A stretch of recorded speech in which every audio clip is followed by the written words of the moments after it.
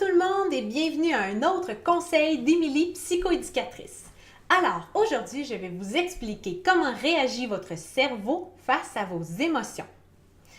Pour vous aider à mieux comprendre, je vais utiliser mes bras comme étant deux cerveaux. Alors ici, on a la colonne vertébrale, on a le centre des émotions et on a le lobe frontal qui est la section devant ici et qui réagit au niveau social. Donc, qui va mettre notre filtre, qui va nous empêcher de dire des choses, faire des choses. Le lobe frontal est très, très, très important. Alors, on a ici quelqu'un qui est fâché. Qu'arrive-t-il quand quelqu'un est fâché? Ça fait « Ah, fini le lobe frontal, il est parti! » Alors, on est directement branché sur nos émotions. Et là, c'est les émotions qui parlent. C'est là qu'on dit des mots méchants. C'est là qu'on n'est pas content. C'est là qu'on n'est pas capable de retenir notre parole blessante, qu'on crie, qu'on tape du pied, que les enfants font des scènes épouvantables. C'est quand la partie émotive est atteinte directement.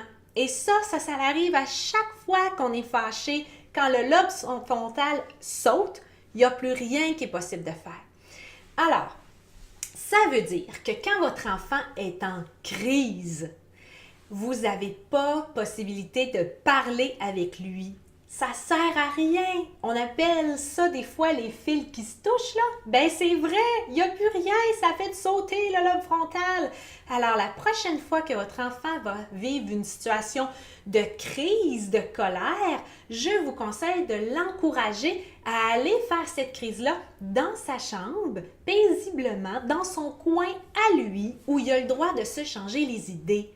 Pas en punition, pas assis sur un banc à rien faire puis à juste réfléchir à ce qu'il a fait de pas correct, ou pourquoi il est fâché, ou pourquoi maman et papa sont fâchés contre lui, ou pourquoi on a fermé la télévision pendant qu'il était en train de jouer à son jeu préféré. Ça sert à rien.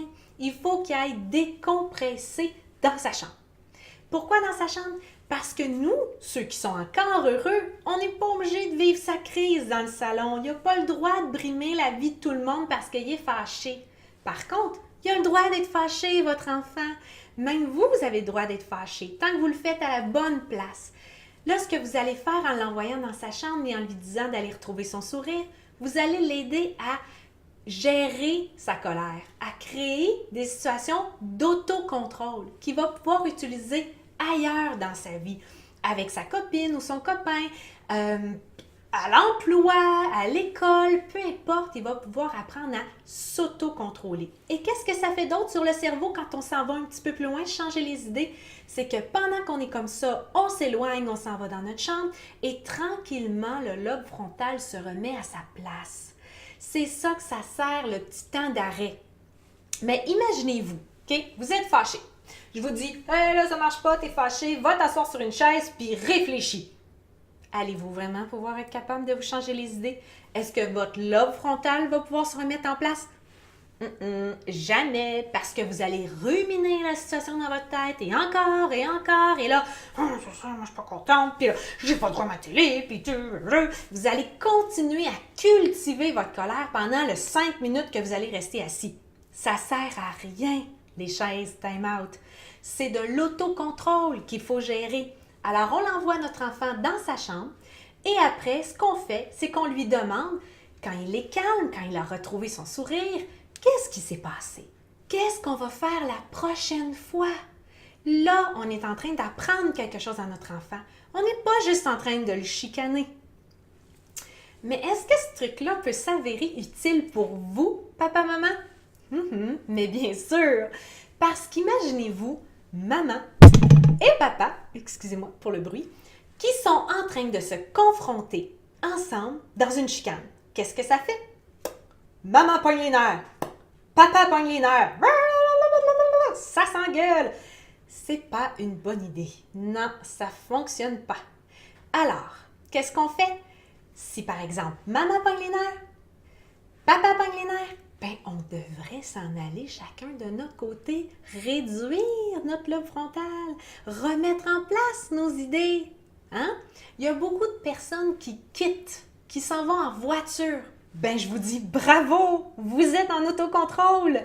Alors, la personne qui reste à la maison, ne doit pas attendre dans la fenêtre comme ça. Ben là, il est parti où, là, ça fait longtemps, puis là, il a encore fini, puis... Non, non, non, parce que la personne qui vient de partir est en train de remettre son lobe frontal en place. Et la personne qui reste, elle, est encore dans ses émotions. Alors, que va-t-il arriver quand la personne va revenir en voiture? Elle va se retrouver encore confrontée à ses émotions. Et il n'y aura rien de constructif là-dedans. Alors, mesdames et messieurs, je vous conseille que si une personne quitte pour essayer de gérer ses émotions, laissez-la partir et vous, changez-vous les idées.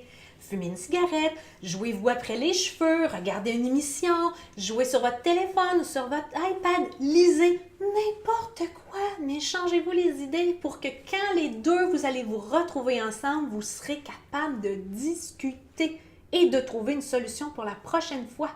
Je ne vous dis pas de fuir cette situation-là et de ne plus jamais en parler.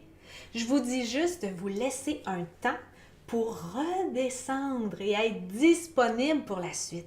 C'est ce que je vous conseille. Et aussi, petite information intéressante, lorsqu'un parent est en émotion négative comme la colère, en 5 secondes, son enfant se met dans la même émotion que lui. Ça s'appelle les neurones miroirs. Vous savez, quand on nourrit un enfant à la cuillère puis qu'on ne peut pas s'empêcher d'ouvrir la bouche, hein, vous vous rappelez? C'est la même chose. Alors, si un parent est en colère, en 5 secondes, il module l'émotion de son enfant pour que lui aussi soit en colère.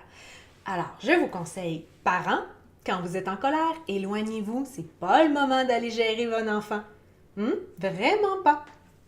Et dernière petite information à savoir sur votre cerveau. Les adolescents, malheureusement, sont pas comme ça, ni comme ça, mais toujours comme ça. Alors, ils sont toujours branchés sur leurs émotions. C'est pour ça qu'ils pleurent souvent, qu'ils se sentent persécutés, qu'ils vous écoutent plus, qu'ils sont plus parlables. C'est pas de leur faute. C'est leur lobe frontal qui est levé. On a beau essayer, ça marche pas. Il veut pas baisser. Alors, la prochaine fois, vous pourrez peut-être vous dire « OK, c'est beau, ton lobe frontal n'est pas là. » Au lieu de vous sentir attaqué par son comportement. Parce que lui non plus, il ne se comprend pas. Alors, j'espère que mes petites illustrations pour le cerveau versus vos émotions vous auront aidé à gérer les prochaines crises familiales. N'oubliez pas, la semaine prochaine, un autre sujet sera traité dans Émilie Psychoéducation.